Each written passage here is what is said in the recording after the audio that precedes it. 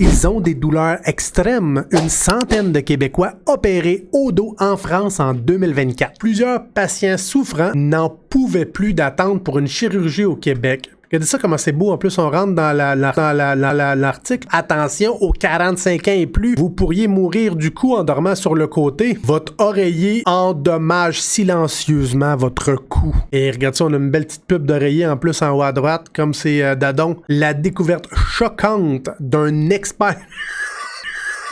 On va aller regarder ça dans 3 secondes. Une centaine de Québécois ont payé le gros prix pour se faire opérer au dos en France l'an dernier, à défaut d'être bien soignés ici. On va faire attention avec ça, là. On a Éloise Archambault, qui c'est peut-être pas son domaine, qui devrait faire attention quand elle écrit des articles. On ne recommande pas la chirurgie pour beaucoup de raisons. Majoritairement, c'est parce que les gens sont pas assez atteints au niveau de leur autonomie, puis qui risquent d'avoir plus de risques de bénéfices sur leur santé si on fait la chirurgie maintenant, malgré l'intensité de la douleur, parce que les études sont claires. Il n'y a pas de solution au long terme de guérison 100% pour la douleur chronique. Certains, la chirurgie, ça fonctionne. Il y en a d'autres que ça les empire. Puis il y en a d'autres que ça change sweet f***. Tony, what's up? J'ai vu ton commentaire, on va justement réagir. Ils ont des douleurs extrêmes. Ils deviennent invalides et surmédicamentés, constate l'infirmier Louis-François Fortin, fondateur de la clinique Medica.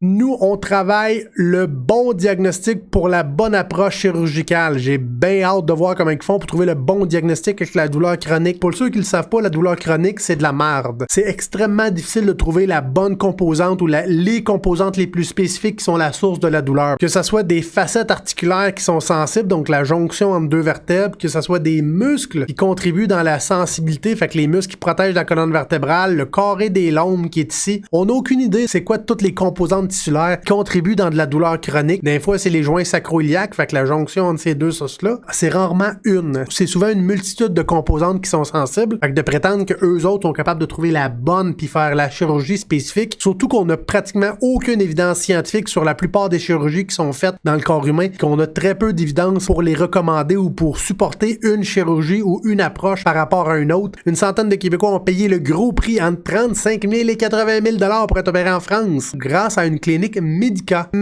Ils étaient âgés de 20 à 80 ans. Un homme de 20 ans, là, à moins qu'on ait une hernie sévère, cause des déficits neurologiques importants, qu'on a de la difficulté à marcher et à avancer, qu'on n'a aucune amélioration avec des traitements conservateurs, même là, la chirurgie s'est poussée. On dirait d'attendre plusieurs mois avant même de recommander la chirurgie parce que s'il fallait, la majorité des gros épisodes de douleur au dos sont transitoires, fait que s'il fallait que la condition soit transitoire, que la chirurgie vous aggrave au lieu de vous améliorer, on va être en beau vert, surtout si on a 20 ans et on a le reste de la vie à faire.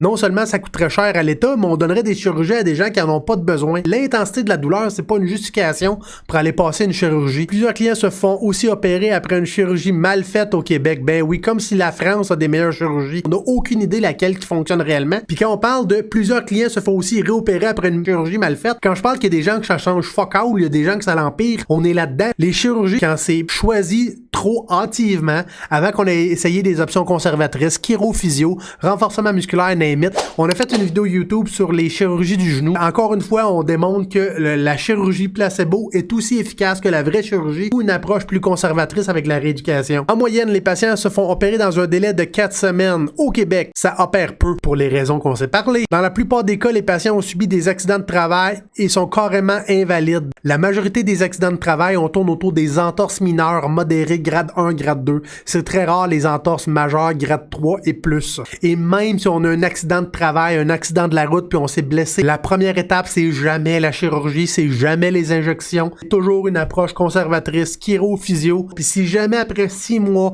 il n'y a aucune amélioration, ça dégrade, ça devient de plus en plus de la merde, on se ramasse avec des symptômes neurologiques invalidants, là, on pourrait penser à d'autres types d'interventions qui sont plus invasifs. On garage pas des chirurgies comme on garage du sel en hiver. Ils se sont fait dire qu'il n'y avait rien à faire. Si tu te fais dire que t'as rien à faire, c'est parce que le médecin a évalué ta situation de santé ou une équipe là, de traitement, on s'en fout. Puis il a dit, considérant ton âge, considérant tes symptômes, il n'y a rien à faire pour toi pour le moment parce que si on t'offre une chirurgie, tu auras beaucoup plus de risques que de bénéfices. Puis s'il fallait que tu sois encore pire après la chirurgie puis que t'es jeune, je te garantis que ta vie sera pas drôle. D'ailleurs, ce dernier insiste sur le professionnalisme de ce genre de service qu'il associe un peu à du tourisme. Ouais, c'est clair, c'est drette ça.